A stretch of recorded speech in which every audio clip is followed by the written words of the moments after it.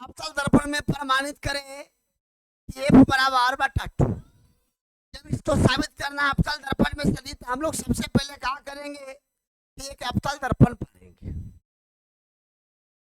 अवतल दर्पण के प्रवर्तक सतह धंसा हुआ रहता है और उठा हुआ भाग रंजित किया हुआ रहता है, कहलाता है कि अवतल दर्पण।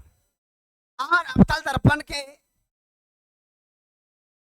मध्य बिंदु को ध्रुव कहते हैं।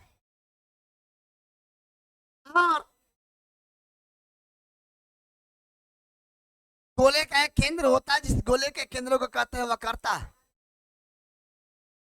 त्रिज्या।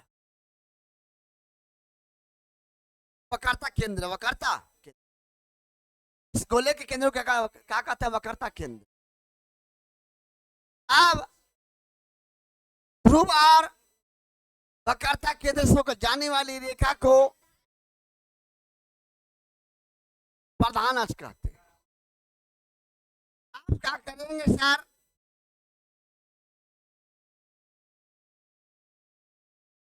प्रधान अक्ष के समांतर आने वाली किरण को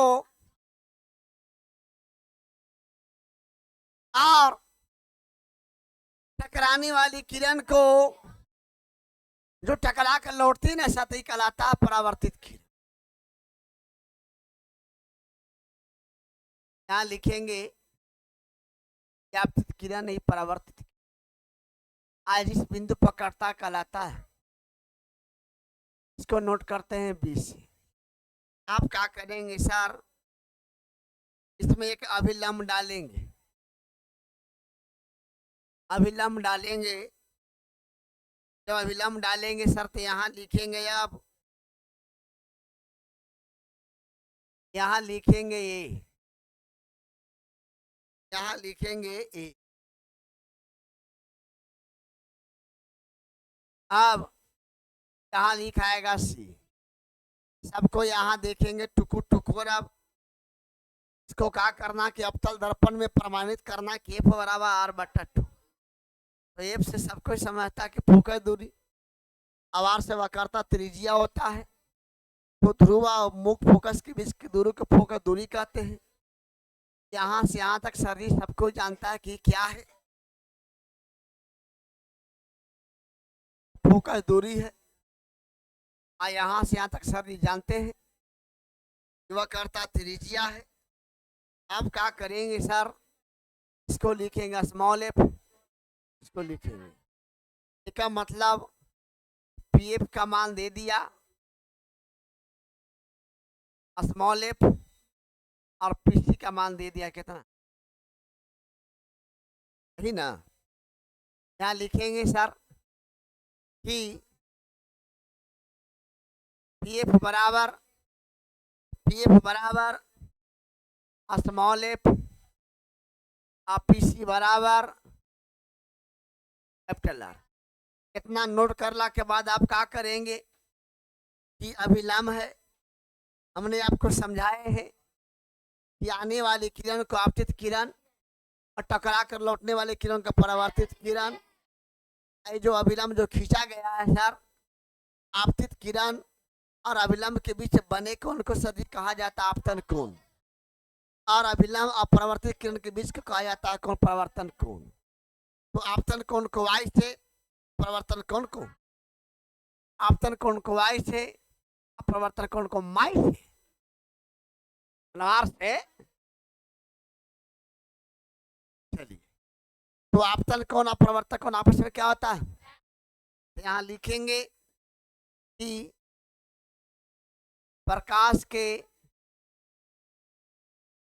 परावर्तन के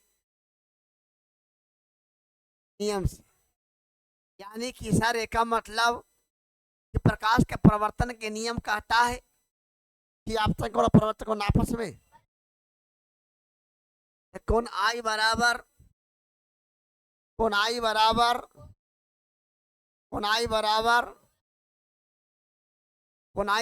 कौन समीकरण फर्स्ट।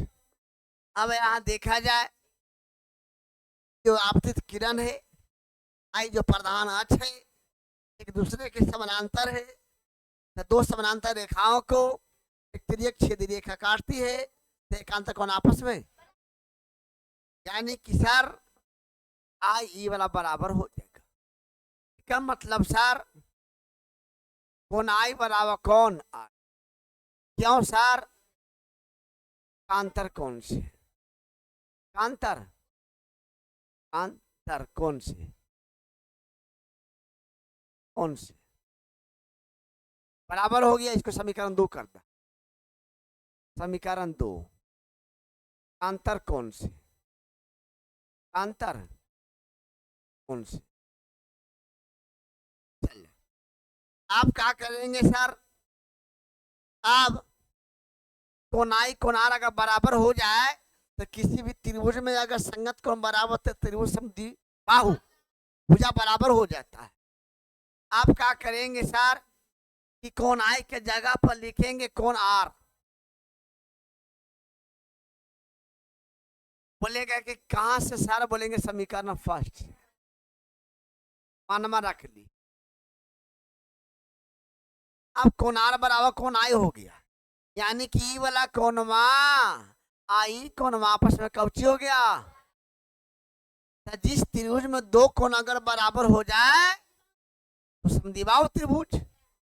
जब भुजा दो रहता है तो समूह कोण बराबर, और जब समूह कोण बराबर तो भुजा भी। इसका मतलब कि ए थी पी एफ सी जो है समद्विबाहु त्रिभुज है, एक सामने के भुजवा ई वाला और एक सामने के भुजवा ई वाला, यानी कि सीएफ बराबर लिखेंगे यहाँ बी, तो बोलेगा कि क्या, तो बोलेंगे समद्विबाहु, समद्विबाहु त्रिभुज है, समद्विबाहु त्रिभुज है। पीएफ बराबर सीएफ हो गया सर, सी बराबर पीएफ। आप क्या करेंगे कि पीएफ पीएफ के नजदीक रहता है, इसलिए दोनों आपस में क्या बराबर, यानी कि पीएफ बराबर लिखेंगे लगभग, लगभग।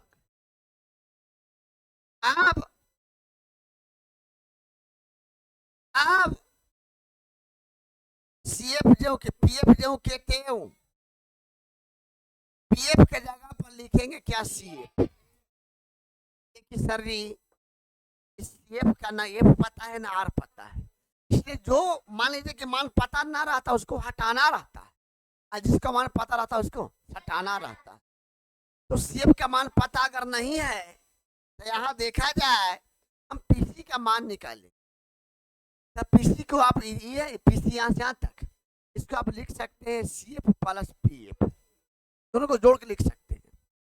अब पीसी जो कहते हो सीएफ, सीएफ बराबर है क्या, यहाँ बराबर करती है, तो यहाँ से भी आप लिख सकते हैं मान सीएफ बराबर पीएफ, पीएफ।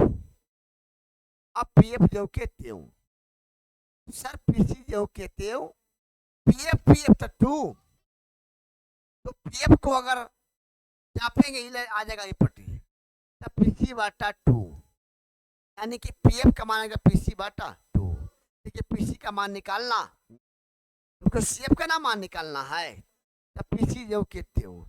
अब यहाँ एक काम करा, सीएफ बराबर पीएफ और पीएफ बराबर, पीएफ बराबर, अब इसके बदले क्या करिए कि ई वाला मनवा रख दीजिए, रख दा ई वाला मनवा पीएफ के जगह पर सीएफ, यानी कि पीएफ बराबर हो गया सीएफ। हमको सीएफ का मान निकालना है, तो पीएफ का हटाना और सीएफ का हटाना है, तो सीएफ सीएफ 2।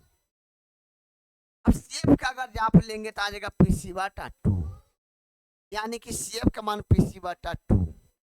पीएफ जो कहते हो, अब सीएफ के बदले लिखेंगे पीसी बाटा 2, का मतलब कि यहाँ लिखेंगे सीएफ बराबर पीसी बाटा 2। अब पीएफ का मान पता स्मॉल एफ, अब पीसी का मान पता कितना 2 जो के